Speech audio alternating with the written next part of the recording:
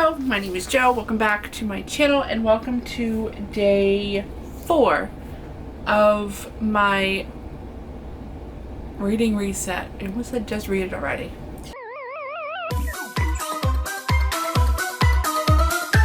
Hello there, my name is Joe and I am Fight Read Like a Girl, where we do everything bookish and polycystic ovarian syndrome related. Because if you are new, hi, how are you? If you are coming back, hi, how are you? I'm so happy you are here. I'm so happy you clicked on this video. So I am talking about my top disappointments today. In today's video, I have 4 books I want to talk about and I have a lot to say about them. So let's just dive right in. So the first disappointment I have is a author that I usually do an auto buy on because I've always loved her work, and I'm really sad that this one actually became a disappointment for me. It's not that I didn't like it. It's because I love the writing. I love the way that this author tells stories, but it's just I feel like the ending for me fell a little flat, and that is The Therapist by B.A. Paris. Like I said, I love her writing. She's always been an auto buy author for me. And if she puts out another book anytime soon, yes, I will be all over it. I'm actually going to search for her real quick because I feel like she did have another book coming out.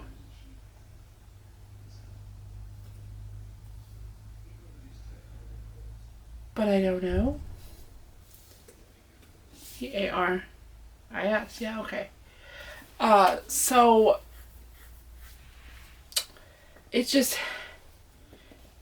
this author is definitely one of those always auto buy, always I'm gonna buy it. But so how to explain this one is you have follow this girl who ends up moving into a house and she becomes obsessed with the ghost that's in the house.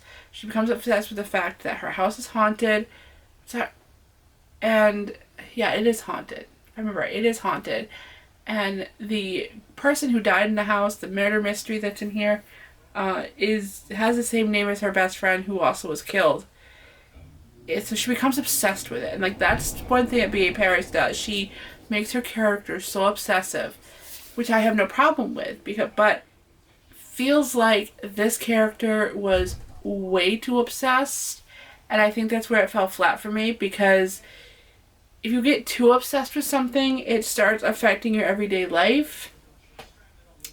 That's where I draw the line. I know that's a very fine line, but I draw the line there. And that's why this is one of the biggest disappointments, because it just didn't have the ending that B.A. Paris usually does. And I think it definitely could have been done a little bit better, but will I still continue to buy B.A. Paris? Yes, hands down, absolutely. The next 2 I have are middle grades, and I feel like middle grades were really hard for me this year. I love a good middle grade. Middle grade is like my jam. It's some of my favorite books come out of middle grades. But this year, or 2021, there wasn't very many good middle grades that I got my hands on. So if there's a middle grade that you read in 2021 that you absolutely loved, leave a comment down below, because this girl needs some new middle grade that she's going to fall in love with. Because I didn't fall in love with middle grade. Nope, I can't say that. I did fall in love with the middle grade. But 2 out of the 9 middle grades that I read. So, no. Middle grade was not my year last year. But the one I want to talk about now is The Girl Who Drank the Moon by Kelly Barnell. Okay, I really wanted to love this story. So this one, you follow a girl who accidentally drank the moon, because you have this community that every year they sacrifice the youngest child in the community to this witch. Well, this witch, she will have them drink the stars and then send them on their way. Well, one day, instead of drinking the stars, Miss Luna, right here, drank the moon. And she ended up getting these magical powers, so the witch ended up keeping her. And raised her as her own, let her grow up. And, she learned the history of everything, and she tries to uncover, well, what happened? Why are the people in the community doing this? And the reason that I feel like it fell flat for me is I definitely feel like there should have been more information on her power. Like, if Power's like, oh, I have powers. I think I definitely missed something in here. Maybe I might reread this again, but I definitely feel like I missed something. Overall, the story was beautiful. I thought it was a great story, but I don't feel like there was enough information there to really call it a story. I hope that makes sense, because it makes sense in my head, but it doesn't make sense when I'm saying it out loud. So, alright, this next one I really wanted to like. I thought I was going to like it so much. It sounded so adorable. But that is Believe by Julie Mason. So this one is kind of like a Our World type thing where the girl gets the lead in the Peter Pan play. I think she gets played Wendy, if I remember correctly. And she uses her imagination a lot. You know, she's pretending that this is all real and, you know, all that fun jazz. So this fell flat for me because I feel like there just wasn't really the writing. Okay, that's what it is. The writing was really weird, and I found at some points I had a really hard time to follow along, and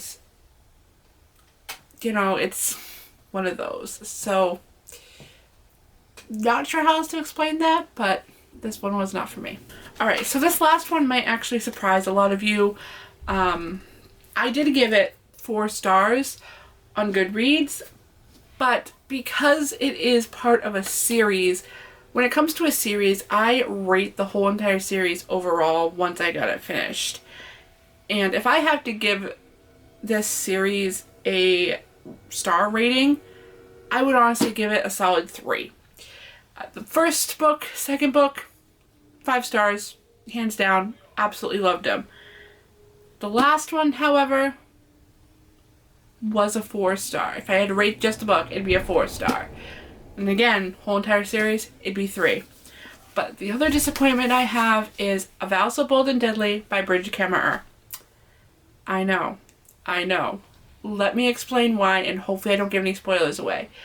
I'm going to be holding up this book while I talk about this, so it's best if you have not read A Heart So Fierce and Broken or this, you might want to mute this, because I think I might give a spoiler away. So, first and second book, amazing, okay? Third book, overall, the writing, beautiful. Bridget Kammerer has a way with words. She is just fantastic when it comes to her writing. And this one disappointed me because I wanted more from Rain and Harper. This was mostly Gray and Leah Mariah, which I'm okay with. I like to watch their relationship blossom, you know, and it was beautiful. But I wanted more from Rain and Harper. Like, that was my biggest disappointment. We don't know what happened to them. We don't know how things really truly ended for them, or maybe I missed that part, but it's not the fact that Leah Mariah, this is a spoiler, so mute this. I'm gonna hold my hand up like this until the spoiler is over. However, so the fact that Leah Mariah got pregnant at the end of the story was not the ending that I was expecting. The ending that I was expecting is when Harper was to get pregnant. So the ending of it overall, yeah, not what I was expecting at all. So yes, this is probably my biggest disappointment of the year. Still love the story overall. Like, great story. Definitely be reading the series again. Definitely be picking this up again. And we're going to go diving back into this world, so I'm so excited. Yeah, I have not much more to say on this one. Alright, so there you have it. If you made it this far in this video, those are all my disappointments of 2021. Thank you so much for watching. If you haven't done so already, I hope you hit subscribe because I'm going to be posting until the 12th, going over my 2021 year in reading, and we will hopefully see you tomorrow. Bye.